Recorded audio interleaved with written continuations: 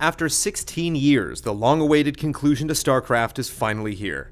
Legacy of the Void is StarCraft in its most uncompromising form, with a heavy emphasis put into micromanaging individual units. However, there are also fun new ways for beginners of all skill levels to play. What has happened here?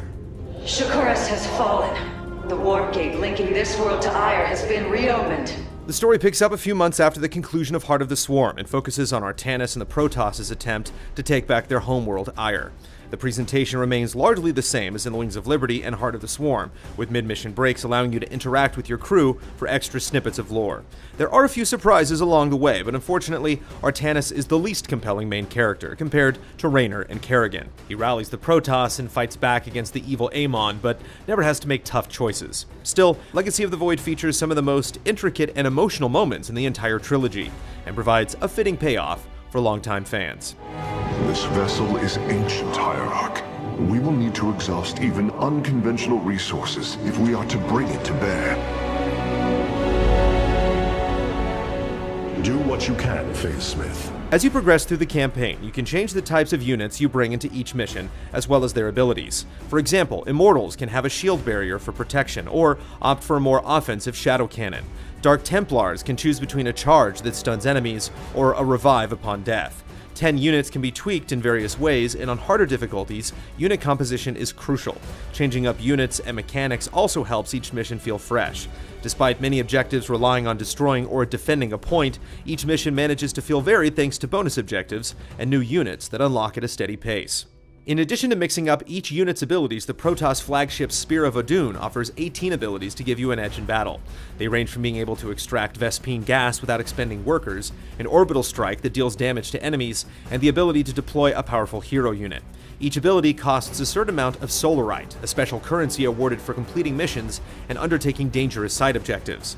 Since the flagship's abilities are so powerful, the Solarite vital to using them is a significant reward, making bonus objectives feel worthwhile, even when they put an entire mission at risk.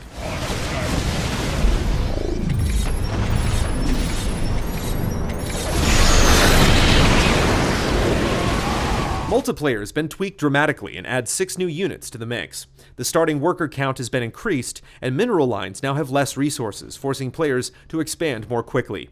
This makes the flow of matches much faster, as expanding early and often is fundamental to sustaining your army.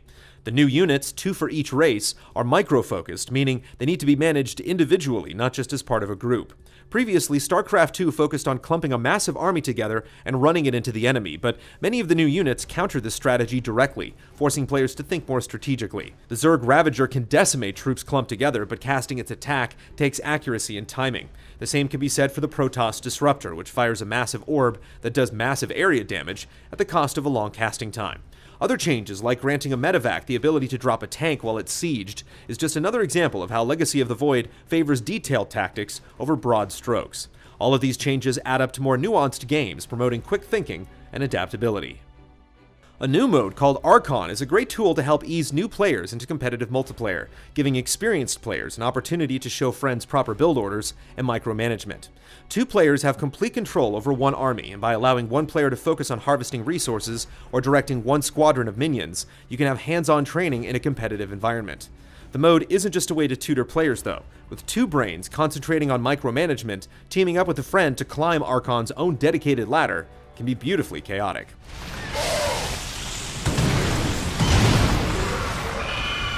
Co-op missions are another great place to learn the game in a less intense environment. You can team up with a friend and choose one of 6 heroes, each with different abilities. Raynor can call in the Hyperion battlecruiser, but it's the Zerg that steal the show. Kerrigan and Zagara join the battlefield directly and play similarly to heroes in Warcraft III.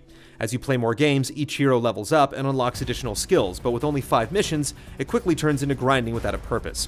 While the character progression is rewarding, hopefully Blizzard adds more missions and heroes in the future, because there is a solid foundation, it's just a little slim right now. Worlds may fall to ash. What matters is that we endure. StarCraft II Legacy of the Void is a fitting conclusion to the story that began 16 years ago. It lays a solid foundation for multiplayer, which we expect to be tweaked and balanced for many years. It offers multiple ways for new players to learn in a less intimidating environment, and the emphasis on micromanaging individual units keeps experienced players on their toes. Whether or not this is truly the end for the series, StarCraft II doesn't leave you wondering what could have been, but establishes a legacy that will be worthy of honor for years to come. With this vessel, we will avenge what has transpired, Karax, and we will free the Templar.